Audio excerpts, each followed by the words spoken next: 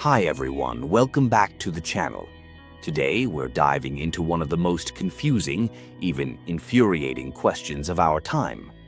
If everyone is hiring, why can nobody get a job? Maybe you've seen countless job postings online or heard companies shout, "We're hiring." Yet you or someone you know struggle to get a single call back. I've been there, feeling lost in a sea of endless applications and automated responses. In this video, we'll peel back the layers of the modern hiring process, examine the role of technology and corporate strategies, and share real stories that hit close to home. By the end, you'll understand not only the paradox, but also what we might do to reclaim the human touch in hiring. Let's get started. Chapter 1. The Mirage of Job Postings. Let's start with what I call the hiring mirage. Everywhere you look online, there are job listings. Companies are posting openings by the thousands. But have you ever noticed that sometimes, despite hundreds of postings, you end up with nothing more than a void? No interviews, no callbacks. It feels like chasing a ghost. And here's a controversial thought. Many of these job postings might not even be real. Some are ghost jobs, listings that never were meant to be filled. They might be there to boost the company's image, to distract from layoffs, or even to help with internal metrics. I remember applying to what seemed like a promising position and waiting days for a reply that never came. You're left wondering, did they even intend to hire? Or was it just another number on a screen? This abundance of listings creates a false sense of opportunity. It makes you feel like the market is booming when, in reality, you're competing with hundreds of other hopefuls. And sometimes with a system designed to filter you out before any human even sees your resume. Chapter 2. The Evolution of Hiring. Think back to a time when job hunting was personal. Back then, you might walk into a store, meet the manager face to face, and land a job based on a smile and a handshake. The human connection mattered. Fast forward to today. Most of our applications are submitted online. We're dealing with giant applicant tracking systems, or ATS, that scan our resumes for keywords and algorithms that reduce your unique story to a set of data points. Have you ever felt that your carefully crafted resume gets tossed aside by a machine that can't tell passion from paperwork? It's as if we've all become part of a massive numbers game, where the human element is sacrificed for efficiency. The evolution of hiring has brought us to a point where the promise of "we're hiring" may be real in quantity, but is often devoid of quality when it comes to actual human interaction. Chapter 3. Technology's role in modern recruitment. Now, let's talk about the digital revolution and its dark side when it comes to hiring. Technology has transformed the recruitment process. With one click, a job listing reaches thousands. But here's the catch. Algorithms and AI now do the first pass on your application. These systems are designed to filter out candidates who don't tick a set of predetermined boxes. In theory, they help companies sort through the avalanche of applications. In practice, they sometimes discard perfectly qualified people because they didn't use the right keywords or format their resume in a way the system recognizes. This isn't just frustrating, it's dehumanizing. You spend hours perfecting your resume only to have it reduced to a string of binary decisions.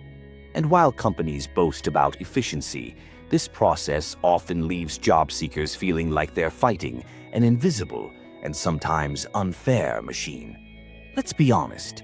When did finding a job become less about human potential and more about beating the algorithm? Chapter 4. Economic Forces and Corporate Strategies. Behind this hiring paradox are powerful economic forces and corporate strategies. Despite the flurry of job postings, many companies are tightening their belts. Rising interest rates, recession fears, and an increasingly competitive global market mean that employers are often more cautious than ever.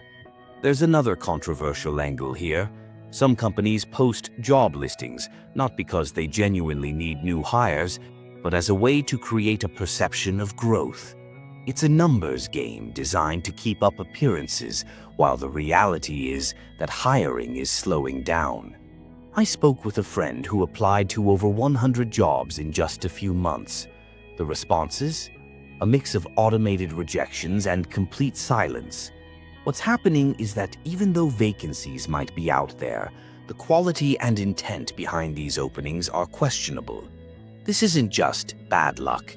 It's a symptom of a system where economic pressures and corporate survival strategies have turned job hunting into a grueling impersonal race. Chapter 5. The Dehumanization of Job Seeking. Let's get personal for a moment. Every time you hit send on an application and then receive a cold, automated rejection, it stings. It's not just about the loss of opportunity. It's about feeling invisible, like a number in a vast system that doesn't care about you. For many of us, our jobs are not just a means to pay the bills. They're tied to our self-worth. When the process turns into an endless data exercise, it erodes our confidence. I know someone, a bright, talented individual, who applied to dozens of positions and got no response. They started to question their abilities, wondering if there was something inherently wrong with them. And that's the tragic side of this system. When the hiring process is dominated by cold algorithms and automated filters, we lose the personal connection that once made a job offer feel like a genuine recognition of talent. It becomes a numbers game, and the human element, the empathy, the nuance, the chance to really connect is all but lost. Chapter 6. Real Stories from the Frontlines. Now I want to share a few stories that might mirror your own experience or those of people you know. Story 1. The fresh graduate meet Alex, a recent college graduate brimming with potential and passion. Alex spent months crafting the perfect resume and acing every interview. But despite the credentials, every application ended with silence. Alex felt like a ghost in the system, skilled, eager, but invisible to the hiring machine. Story 2. The mid-career professional. Then there's Maria, who has decades of experience in her field. Despite her proven track record, she's been met with rejections that hint at age bias or a preference for digital native skills she wasn't formally taught. Maria's story isn't just about being overlooked. It's about a system that values youth and conformity over hard-earned expertise. Story 3. The overwhelmed parent. And finally, consider Jamal, a single parent juggling multiple jobs and responsibilities. Jamal's applications often vanish into the void, leaving him demoralized. Every rejection adds to the weight of responsibilities at home, eroding his hope with every unanswered email. These aren't isolated incidents. They're reflections of a system where algorithms, corporate pressures, and economic forces converge to create an environment where deserving candidates are left sidelined. These stories highlight a common thread: the human cost of a dehumanized hiring process.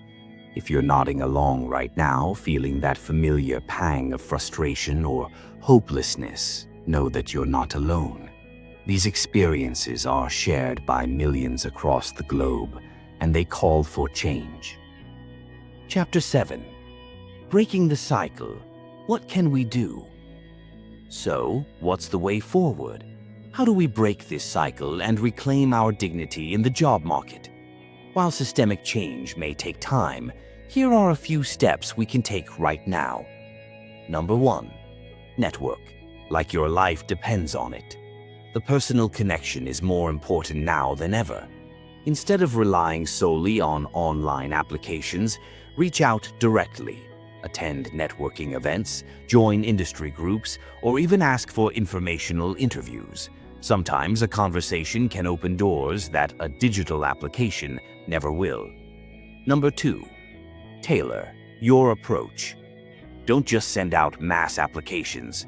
Research the companies you're interested in and customize your resume and cover letter to reflect their values and needs. Use the right keywords, but also let your personality shine through. Number 3. Leverage social media and professional